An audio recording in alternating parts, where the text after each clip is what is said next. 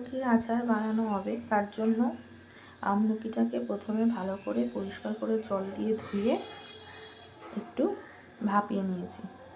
এই যে বীজগুলোকে বার করে নিলাম। এখানে একটা ভাজা মশলা রেডি করেছি।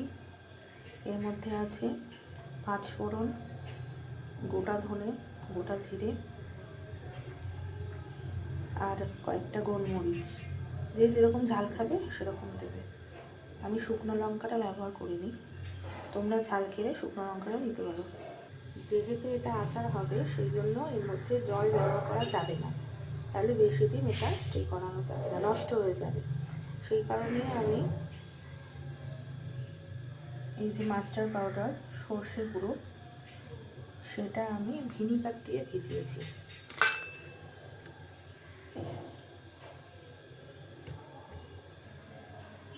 কড়াইতে এবার পরিমাণ মতো তেল দিলাম। আমি সাদা তেল ব্যবহার করছি, তোমরা সর্ষের তেলও দিতে পারো।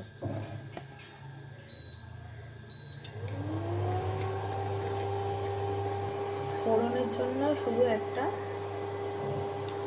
লঙ্কা ফোড়ন দিলাম, তার সাথে 4টে তেজপাতা। আমি এখানে গুড় ব্যবহার করব, এটা আখের গুড়। চিনি দিয়ে করলে সেটা বেশি দিন থাকবে না, সেই জন্য গুড় ব্যবহার করব। আমলকিটাকে তেলের মধ্যে একটু ভাজা ভাজা করে নেবো, আর একটু নুন দিয়ে।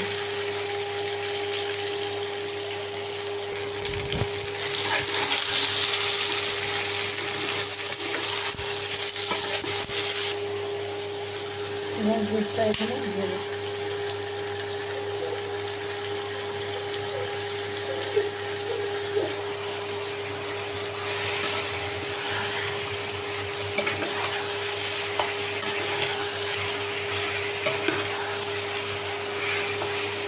ভালো করে দুধটা দিয়ে নাড়তে হবে, মেশাতে হবে ভালো করে।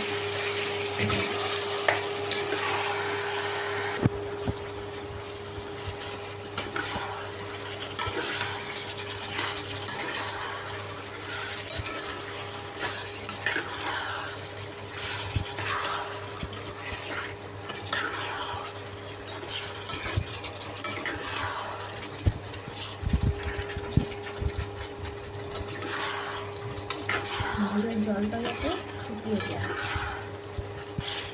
ভালো করে মেশাতে হবে। এরপর এখানে এই ভাজা মশলাটা গুঁড়ো করেছি, এটা দিয়ে দিলাম। দিয়ে ভালো করে আমি নাড়ব।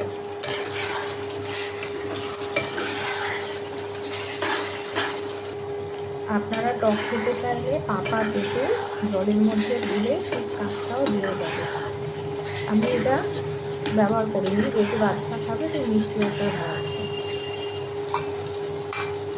আর সর্ষের এই পেস্টটা দেবো, দিয়ে ভালো করে নাড়ব। ফাইনালি বন্ধু আচারটা রেডি করে দেখাচ্ছি কেমন হয়েছে। এর মধ্যে একটু 1 চিমটে আদা কুড়ে দিচ্ছি।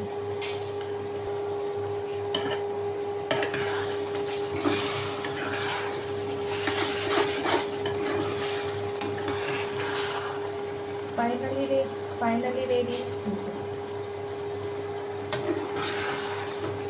আমার কাছে বড় জার নেই, তাই এরকম 2-3টে জারে আমি এটা স্টোর করে রাখি। আর মাঝে মধ্যে মানে রোজই রোদে দেওয়া হবে, রোজই রোদে দেওয়া।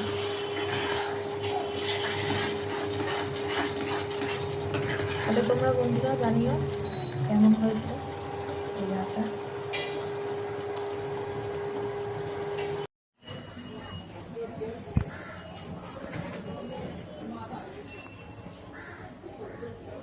আচার রেডি, দেখো কি সুন্দর হয়েছে।